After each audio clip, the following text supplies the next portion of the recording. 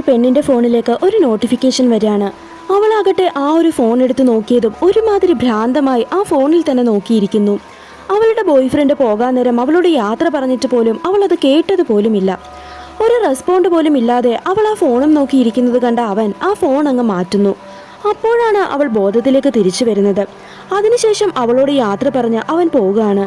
എന്നാൽ അപ്പോഴും അവളുടെ ഫോണിലേക്ക് സെയിം നോട്ടിഫിക്കേഷൻ വരുന്നു.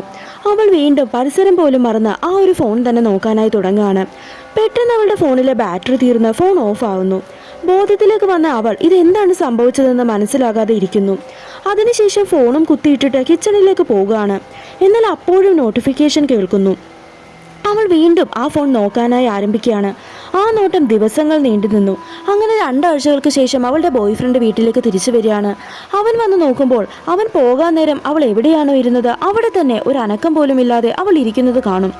അവൻ അവളുടെ അടുത്തേക്ക് വരുമ്പോൾ കാണുന്ന കാഴ്ച മരിച്ചിരിക്കുന്ന അവളെയാണ്.